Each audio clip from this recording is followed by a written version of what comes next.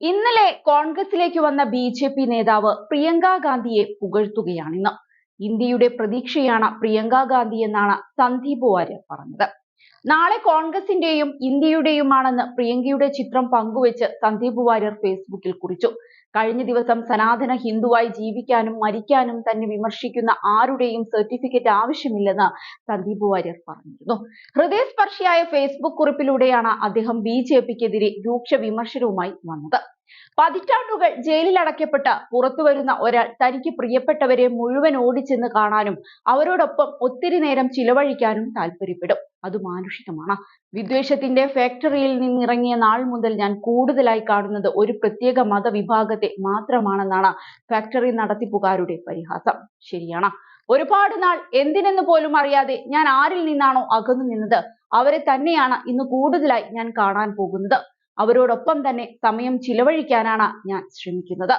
വെറുപ്പിന്റെ ഫാക്ടറിയിൽ തുടരുന്നവരുടെ പരിഹാസങ്ങൾക്ക് മലയാളി ചുമ്മാ തൊലിച്ചു കളയുന്ന ഉള്ളിത്തൊലിയുടെ വില പോലും നൽകുന്നില്ല.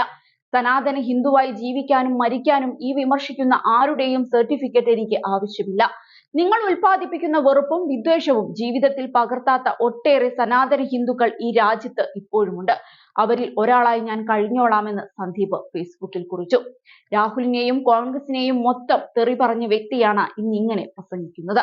എന്താണ് ഇതിനർത്ഥമെന്നത് കാത്തിരുന്നു തന്നെ കാണേണ്ടി വരും. സത്യത്തിൽ തിരഞ്ഞെടുപ്പ് പ്രചരണ കാലത്ത് ജനങ്ങളുടെ ആവശ്യം കണ്ടപ്പോൾ വയനാട്ടിൽ മികച്ച ഭൂരിപക്ഷം ലഭിക്കുമെന്ന് പ്രിയങ്ക ഗാന്ധി ഉറപ്പിച്ചിരുന്നു. പോളിംഗ് ശതമാനം അപ്രതീക്ഷിതമായി ഇടിഞ്ഞപ്പോൾ മികച്ച ഭൂരിപക്ഷമെന്ന ആത്മവിശ്വാസത്തിന് ചെറിയ ഉലച്ചിലുണ്ടായി. എന്നാൽ വയനാട്ടുകാരെ ശരിക്കും അറിയാവുന്ന രാഹുൽ ഗാന്ധി ഉറപ്പിച്ചു പറഞ്ഞു, വയനാട്ടിലെ ജനങ്ങൾ നിരാശപ്പെടുത്തില്ല.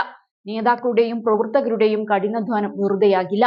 വയനാട് ലോക്സഭാ മണ്ഡലത്തിൽ നിന്ന് തിരഞ്ഞെടുക്കപ്പെട്ടതിന്റെ സർട്ടിഫിക്കറ്റ് കൈമാറാനായി കഴിഞ്ഞ ദിവസം ഡൽഹിയിലെത്തിയ നേതാക്കളോടാണ് രാഹുലും പ്രിയങ്കയും ഇക്കാര്യം പങ്കുവച്ചത്. സോണിയാഗാന്ധിയുടെ ജൻപത് 10-ാം നമ്പർ വീട്ടിലായിരുന്നു ഈ കൂടിക്കാഴ്ച. തിരഞ്ഞെടുപ്പ് ഫല പ്രഖ്യാപനത്തിന് ശേഷം വയനാട് മണ്ഡലത്തിൽ നിന്നുള്ള നേതാക്കളെ ആദ്യമായാണ് പ്രിയങ്ക കാണുന്നത്. ഞാൻ നിങ്ങളുടെ പഴയ MP ആണെന്ന് ചിരിയോടെ പരിചയപ്പെടുത്തിയാണ് രാഹുൽ ഗാന്ധി നേതാക്കളോട് കുശലാന്വേഷണം തുടങ്ങിയത്. ലോക്സഭയിൽ ഉയർത്തേണ്ട വയനാട് മണ്ഡലത്തിലെ പ്രശ്നങ്ങൾ കൂടിക്കാഴ്ചയിൽ ചർച്ചയായി. വയനാട് മണ്ഡലത്തെക്കുറിച്ച് ഇതിനകം പ്രിയങ്ക ഗാന്ധി ആഴത്തിലുള്ള പഠനം നടത്തിയിട്ടുണ്ടെന്ന് കൂടിക്കാഴ്ചയിൽ ബോധ്യമായതായി നേതാക്കൾ പറഞ്ഞു. സംഭാഷണത്തിനിടെ പ്രചരണ കാലത്തെ തമാശയും പ്രിയങ്ക നേതാക്കളുമായി പങ്കിട്ടു. അതേസമയം വയനാട് മണ്ഡലത്തിൽ നിന്ന് വിജയം സമ്മാനിച്ച വോട്ടർമാർക്ക് നന്ദി പറയാനായി പ്രിയങ്ക ഗാന്ധി MP നാളെ മലപ്പുറം ജില്ലയിലെത്തും.